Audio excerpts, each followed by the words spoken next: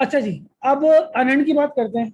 ये अनंड जो है ना, ये रिवर्स है किसका? प्रीपेड का। अब प्रीपेड देखो, पेमेंट इन एडवांस है, तो अनंड जो है वो रिसीव इन एडवांस है। सही है। अब कोई चीज अगर हम रिसीव कर लेते हैं एडवांस में, तो जनाब पैसा आ गया, पैसा कैश या आपका बैंक बैलेंस बढ़ जाएगा, और बढ़ जाएगा तो वो होता है डेबिट। तो यानी कि एक एंट्री तो पक्की आ गई। अब इसमें क्या होता है, इसमें आपको कुछ ना कुछ काम परफॉर्म करके देना होता है, तो आपकी लाइबिलिटी है, ये भी डिस्कस कर चुके थे। तो अब जैसे आपने कोई किसी से एडवांस ले लिया, और आप कहते हैं ना बेफिक्र हो जाए आपका काम हो जाएगा, तो यानी कि आपको कोई काम करके देना है, कोई सर्विस परफॉर्म करके देनी है, कोई कपड़े सी के देने हैं, इस तरह का क्या है, ये आपका एडवांस में आपने पैसे लेके बाद में कोई काम करके देना है। तो अगर इसमें हम एग्जाम्पल ये कर लेते हैं कि कोई सर्विस जो है वो परफॉर्म करनी है, और सर्विस परफॉर्म में आपका समझें कोई आपकी कंसल्टेंसी हो सकती है, कोई आपकी ट्यूशन हो सकती है, वो आपको देनी है, ट्यूशन की फीस वगैरह, पढ़ाना है। तो इस तरह की कोई भी ऐसी सर्विसेज परफॉर्म करनी हो, तो वो आ जाती है आपकी एडवांस रिसीव में, अनर्न में।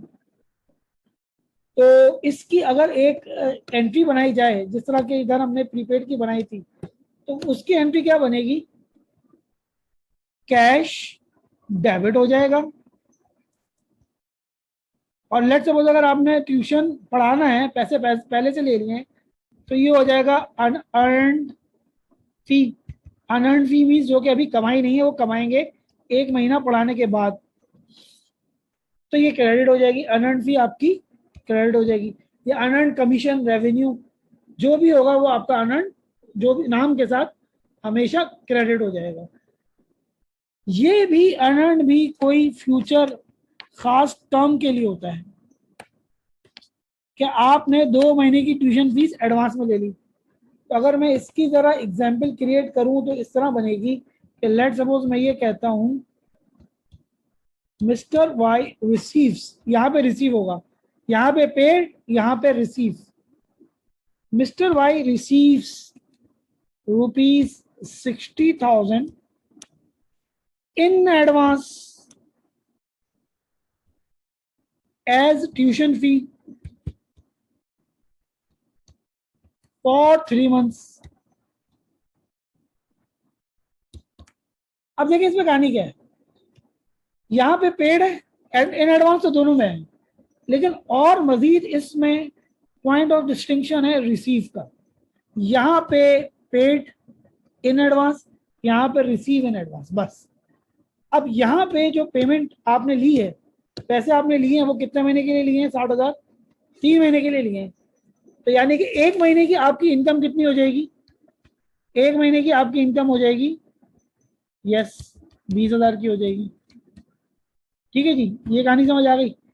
तो एडजस्टमेंट जो होगी उसकी एक महीने की 20,000 की हो जाएगी, और एडजस्टमेंट जाके क्या हो जाएगी? इनकम बन जाएगी। अब जरा मैं इसी तरह पूरी एक एंट्री बनाऊं, अगर at the time of receiving payment,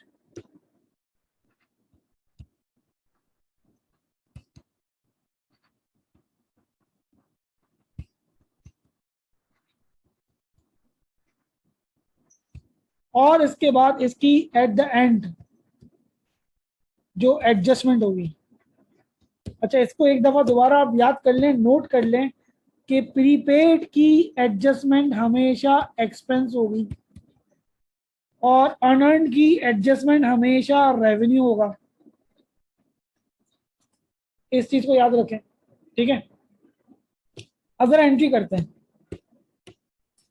entry क्या है? At the time of receiving payment, receive हो रहा है, तो कैश हमेशा हमेशा डेबिट हो जाएगा, और पूरे का पूरा आपने 60,000 रिसीव कर लिया, तो 60,000 हमने कर दिया डेबिट।